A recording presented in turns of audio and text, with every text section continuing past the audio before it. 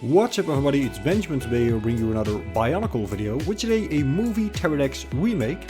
For this mock I took inspiration from the original set, the prototype photos, movie artwork and a YouTube video where you can find all of the above. A link will be in the description below. I of course then also added my own interpretation and a custom mask that I bought on Etsy from the user BonksLightForge. We'll start at the legs, which were probably the most tricky thing to figure out because the original prototype is very unstable. Fortunately, the good old pistons once again do a terrific job at improving stability. You will notice that I removed the claws on the back, which you can add back on, but I feel like they make the legs just a bit too big and weird looking. And I definitely prefer stability over aesthetics, which is also why we have 4 ball joints at the hips. Range of motion is fairly decent, you can create some nice poses either upright or facing downward at an unfortunate toa. The original set had much less articulation in the legs, but an even bigger problem was the height of the model. Now he's much larger, here's a comparison to Toa Vakama, and he also scales nicely to the shadowed one, which is great for a time trap display. I did experiment with other leg designs such as this one, which is much bulkier. I guess this Teridax did not skip leg day, though in my opinion I don't think it looks any better like this.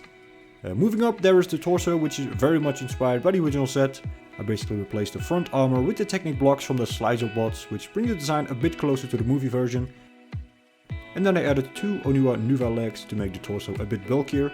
The lower section was also changed with more socket joints, the newest type socket joints in fact, because they provide better friction, so I strongly recommend using them for this build. I believe I ended up using 21 of them. You can find them pretty easily on Bricklink or Pick a Brick from the LEGO website. The gear function is gone because honestly with so much weight behind it, it was hard to operate and just made the model unstable.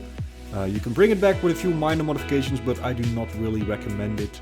The arms are nearly identical to the original with the exception of the hands, with my first ever attempt at creating detailed and articulated hands. It worked out surprisingly well.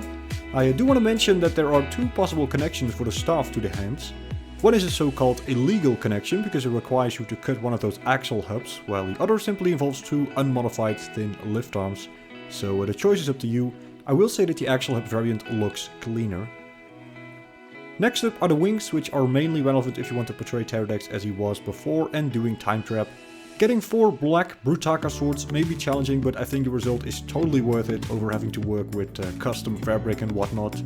These wings are stable, they look good and have a decent range of motion.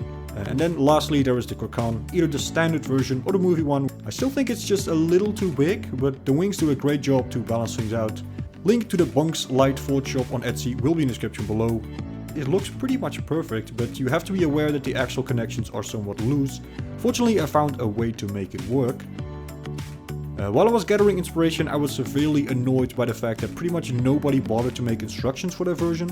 So I will certainly not make that same mistake. The instruction and part list for this model are available for free. Again, see the description. There are 2 part lists, one if you own none of the parts and then one if you already own the original Makuta sets from 2003, which I definitely recommend because starting from scratch will most likely be more expensive due to shipping and handling of rare parts. So that's it for this video. I am very pleased with the result. Finally I have something that scales nicely with the shadowed one, so I can make a decent time trap lineup with all 3 main characters.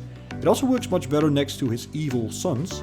I do still have to make a photo of all 42 Rakshi with Teridax. I think it will be pretty cool, but it's gonna take some time to set up. In any case, feel free to let me know what you think. I want to thank you for watching and hope to see you next time when a new idea washes up on the shore of a golden beach.